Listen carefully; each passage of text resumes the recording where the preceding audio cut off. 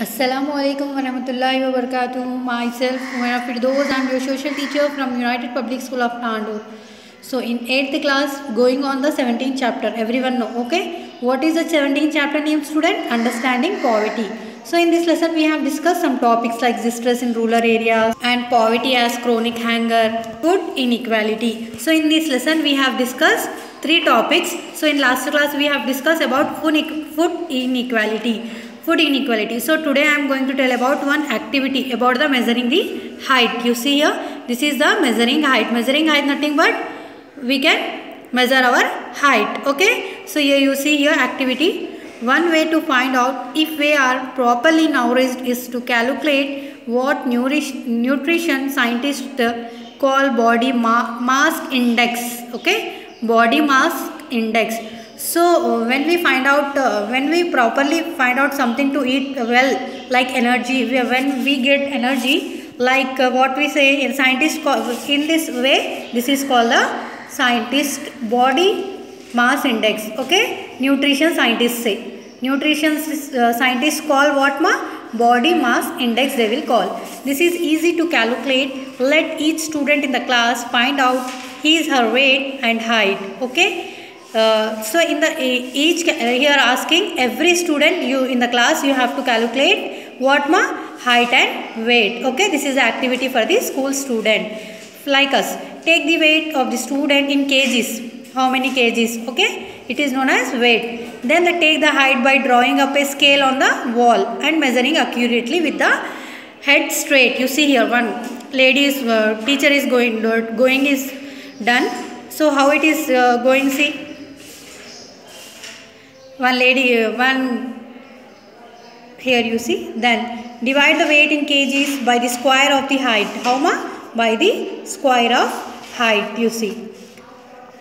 And measuring accurately with the head straight, convert the height recorded into centimeters into meters. Okay? How much? Centimeters into meters. What we convert? Height. Divide the weight in kgs by the square of the height.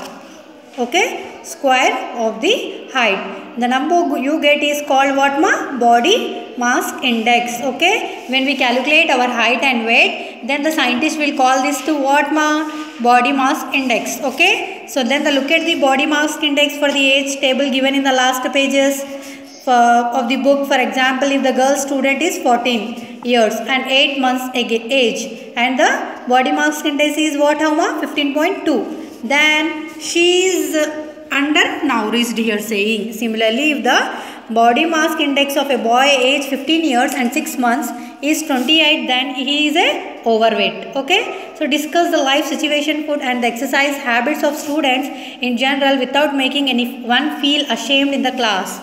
So here saying everyone should be eat well, so then only we will get what energy, and then we can grow properly, otherwise we cannot grow properly. So when our age is very low, so when we have some, so you see here what we call body mass index. Here you see body weight in kgs divided by height into height in meters. So this is the formula of body mass index. So we have to calculate like this. Okay, how you see here box body weight in kgs divided into height in meters. Okay, so this is the activity of body mass index. So up to now we have discussed what body mass index. Why poverty can be eliminated. Why poverty? Here asking how can it be eliminated. Okay, so we will discuss in this chapter.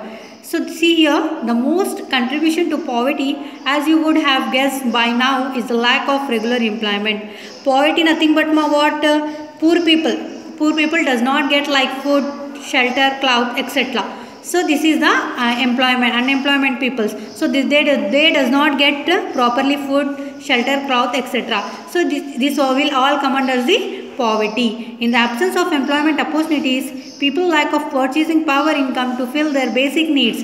Basic needs nothing but like food, shelter, cloth, etc. Now only I said Okay, so everyone listen carefully. Okay, so chronic hunger is one of the fallouts of the lack of minimum purchasing power. So this is the how the poverty will eliminate here showing. Agriculture.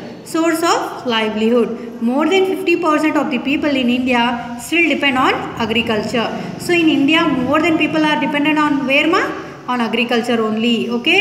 So livelihood, they can, when they will go for the agriculture, so then only they will get their livelihood daily. However, agriculture contributes only 1/6 of the total income of the country. How many? 1/6 of the total income of the country.